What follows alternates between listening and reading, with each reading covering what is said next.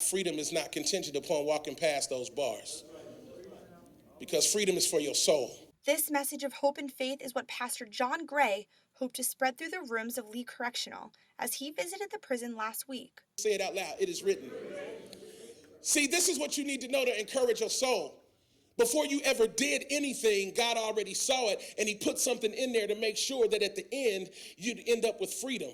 Whether that's physical or spiritual, he never wrote your life for you to fail. Behind the walls of Lee Correctional, something innovative is taking place. Identity, leadership, and growth is happening under the direct result of bloodshed. Being influential in and out of prison can be life-saving, but often inmates use their power in a negative way.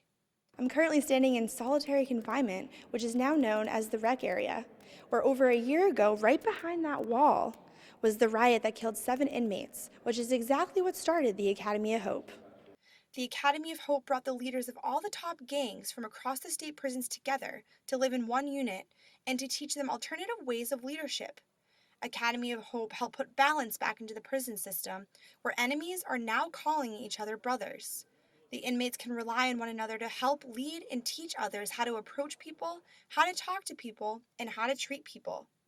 Andre Norman, the CEO of Academy of Hope, collaborated with SCDC, retired military, and former offenders to get the results they all had hoped for.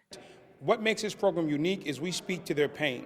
They all have potential. Everybody born has potential, but nobody's speaking to the pain of the people. So we're speaking to the pain that these men are living in, the trauma that they've been through, and helping them understand how to self-govern.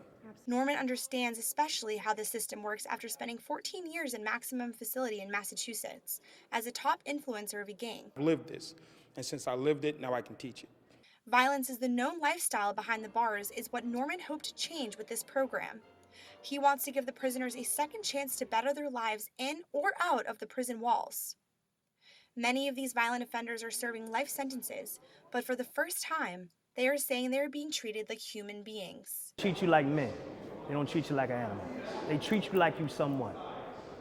That's number one. Nobody wants to be, it don't matter how much bad you do. Sometimes you gotta capture the people by showing them that you love them. Sometimes you gotta capture the people, sit down with them and talk and tell them who you are. Sometimes you have to look a sister or a brother and tell them who you are. They are finally experiencing what positive leaders they have the ability to be and how one program can change everything they once believed as they come together in song and now consider each other family. For Carolina News, I'm Lindsay Thorpe. I worship you.